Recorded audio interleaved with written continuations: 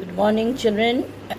Let us quickly complete the remaining portion of chapter 1. This chapter 1 is quite a huge one, but what I am watching that most of you are now not very much interested in seeing this revision videos, although they are quite important for you all children. Those who have missed the previous videos, or like they were not having internet connection, for them it's really important, children. So I would request you all to please go through the videos so that quickly you get a entire revision of the chapter. So we have already done the land use categories in India. We have done the factors that influence land use. We have also done the percentage of area that has been surveyed in our country for land use and the areas which are not surveyed for land use. Now this land use pattern in India has certain drawbacks. The most important drawback is that we are having a huge area occupied by net zone area, but this net zone area is not evenly distributed. Some of the states are having a huge percentage of net zone area, like for example Uttar Pradesh, Punjab, they are having a huge area as net zone area. But in some states like the northeastern states, which are very much hilly, forested, Jammu Kashmir, Andaman Nicobar Islands, they are having very less area under net zone area. This is one of the major drawback. Secondly, our forested area is not according to the norms that has been agreed in the International Earth Summit. It should be 33%, but we are having an area which is just 22%. In fact, some of these areas has been planted with trees so that the percentage increases. The natural forested area is close to 20%, and some plantation work has been done by certain associations, certain groups, and the area under forest has been increased. Thirdly, the area under permanent pasture is very less in comparison to the cattle population. We have a huge cattle population, and this huge cattle population has to depend on a very, very less area which is naturally taken as grasslands. Now this grasslands, which are natural grassland, they provide the best nutrients to the cattle. Otherwise we are feeding them with straws which are not very much healthy for their food, also for the milk they are producing. So this one is another drawback of our country. These three are the major drawbacks of the country. Now children, some part of the land is also rocky, forest, rocky and wasteland, desert area, which cannot be put to much use. However, some of the lands has been reclaimed and has been used for settlement. There are some areas of our country which is also used as settlements, roads, railways, and there are some lands which are fallow lands. Now these fallow lands, children, are originally net zone areas. So the net zone area, if we can include the fallow lands, they cover a huge category. Now comes the question of land degradation and conservation measures. Land as a resource is very much important, and it also needs care. Without care, it will slowly degrade. There will be rampant soil erosion, and lot of topsoil will be removed by the activities of human beings and also by different erosive agents like the fast blowing winds, or the rainwater, the river water, and so the amount of land that will be available for us for the use of human beings will become less or limited.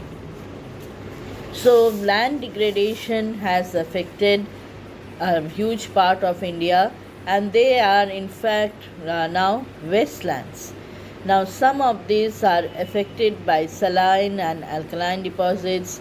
Some of them are degraded due to deforestation activities, overgrazing by animals, mining activities, quarrying activities. Now, all these activities have resulted in the loss of valuable land resources from us, as they come under the category of degraded land. Now, if we consider a pie chart which is given in your book, you will find that the maximum area has been eroded by water. It can be the river water, it can be the rainwater, and then we have a huge area which has been deforested, and so we have forest degraded land, which is 28%. Then we have an area which is degraded due to the deposits of or accumulation of soluble salts in soil. So these are saline and alkaline deposits. And the wind eroded area is also a considerable portion. In fact, the northwestern part is largely affected by wind erosion. Now, let's see how the human activities are responsible for land degradation.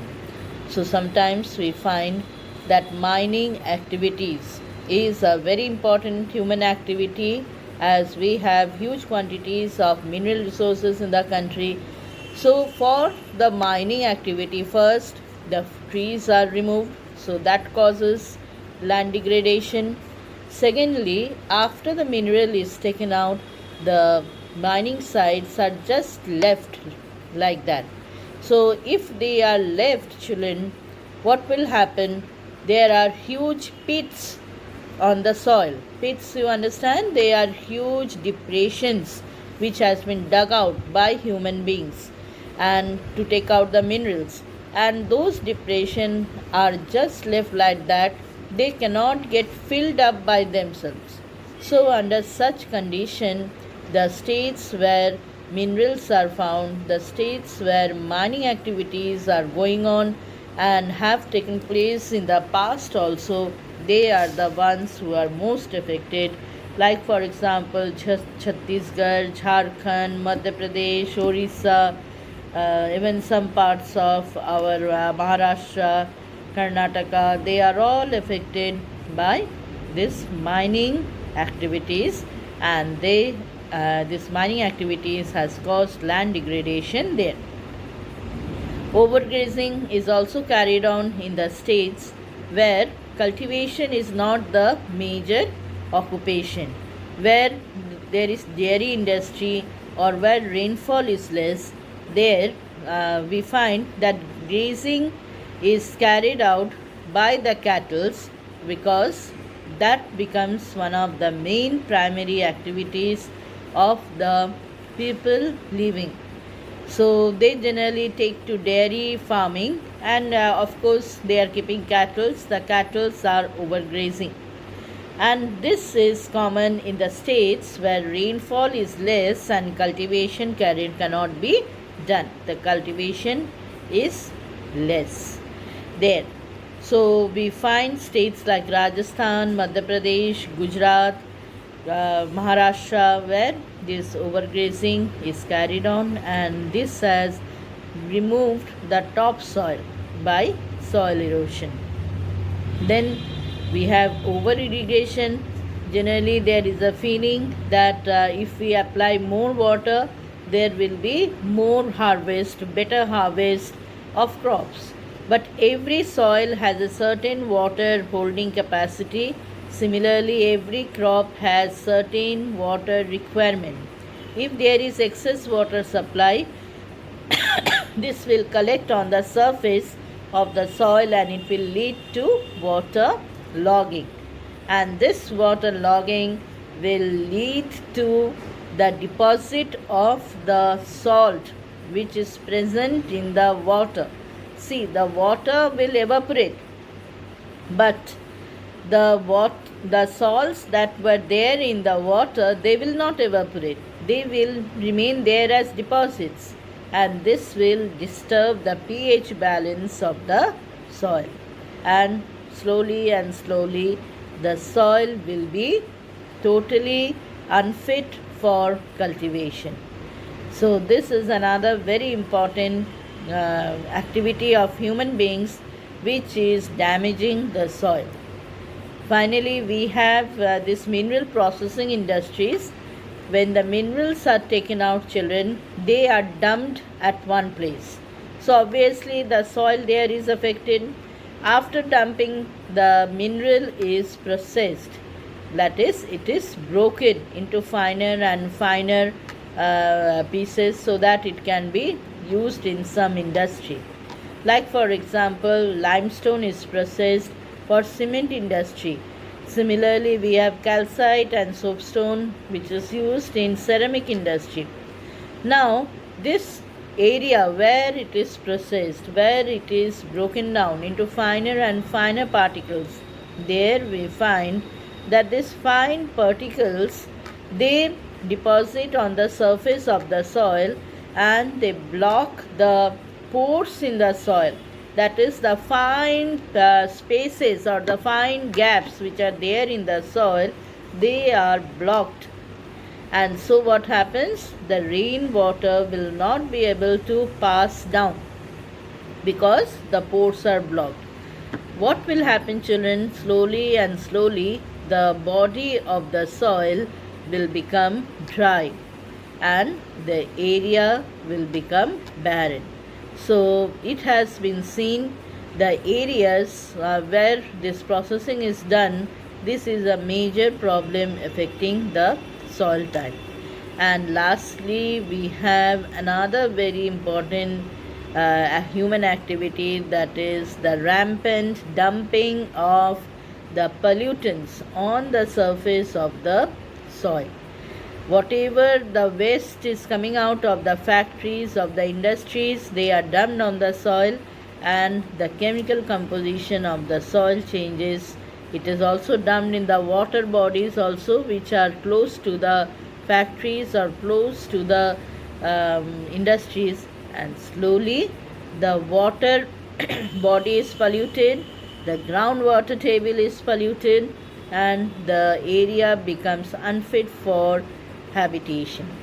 So this way, children, different human activities are responsible for land degradation.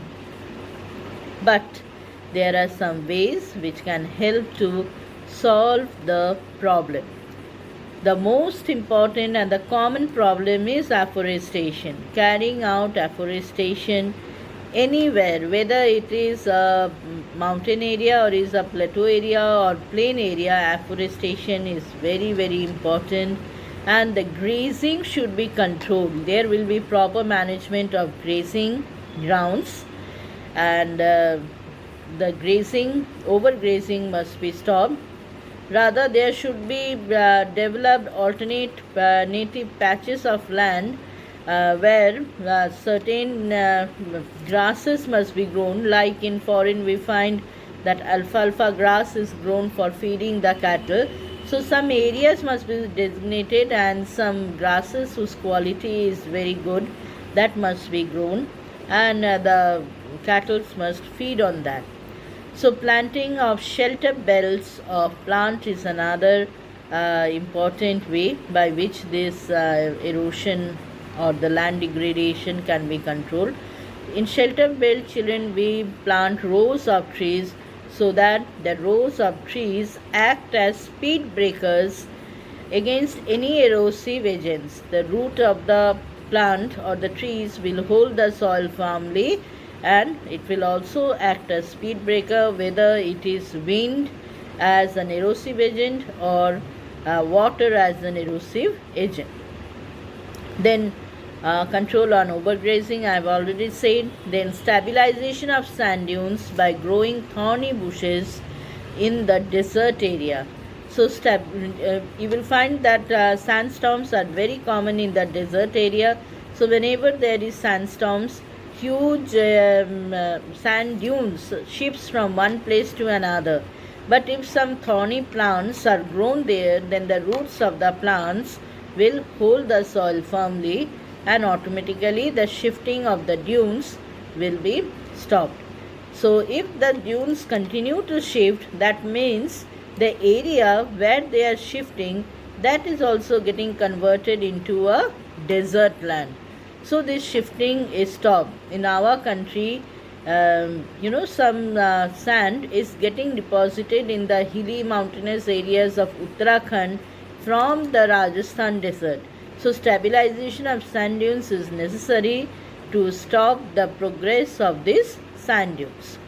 So there must be proper management of wasteland also, like we can convert it into, we can reclaim it by adding soil from some areas, and we can make it into a useful land.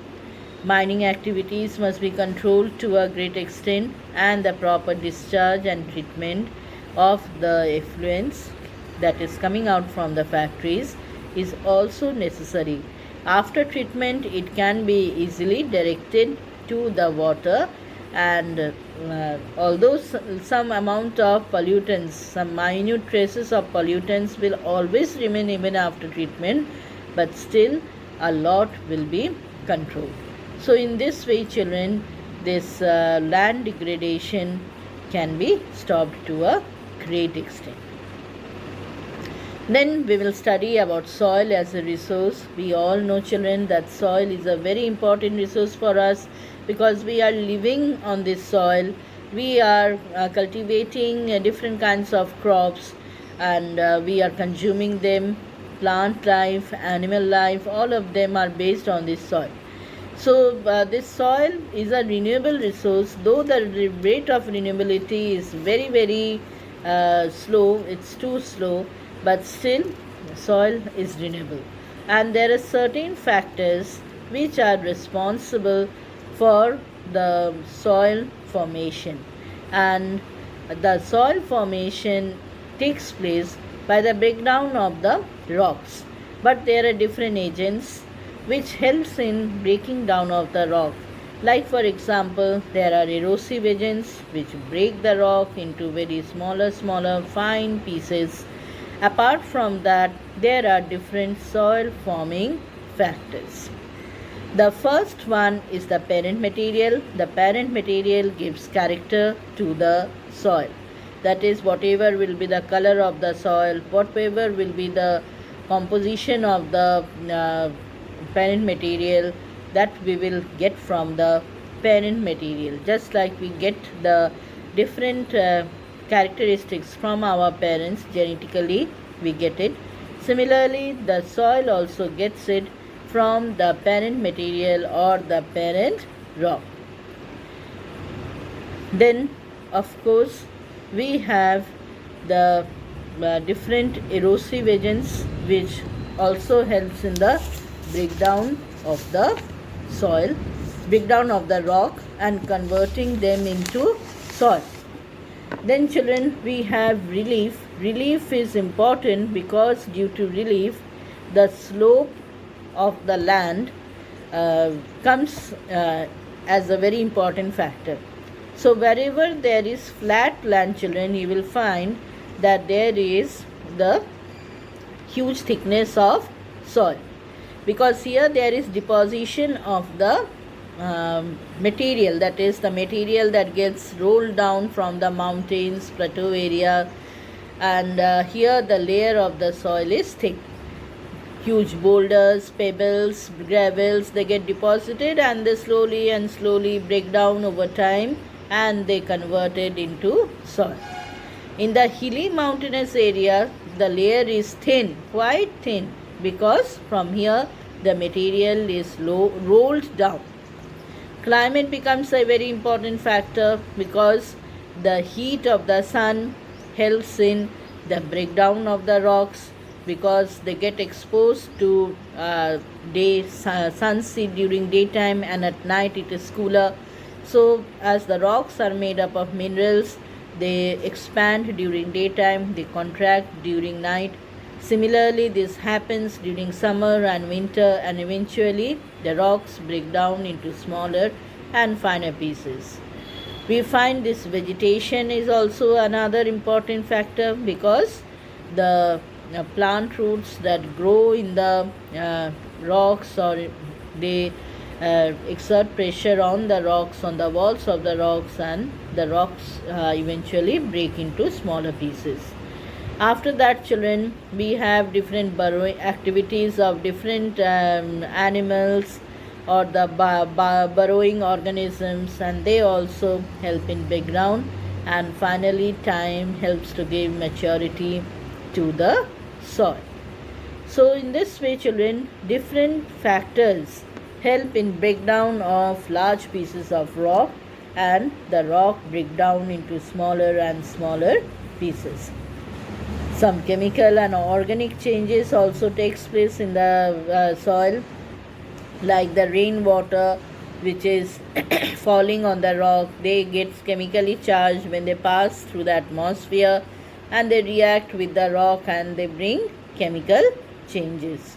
So soil, contains of some organic constituents. Organic, from the word itself you can make out that it must be the dead and decaying remains of plants or animals, and this contributes to humus. And we have the organic constituents or the organic materials, which are also important. Inorganic materials, the organic one is contributed by the dead and decaying remains of the human beings, and then we have the inorganic materials. The inorganic materials are equally important because it constitutes the chemical constituents of the soil. So on the basis of the factors responsible for soil formation, color, thickness, age, texture, chemical and physical properties, we have different soil types. And children, in our next class we will study about the major soil types of our country. We have 6 major soil types which are equally very important. They cover different parts of our country, and they are very much important because all are having different characteristics. So children, hopefully next day we will do the different soil types. So thank you children. Go through the video and have a fast, quick revision of this portion which we have covered today. Have a good day.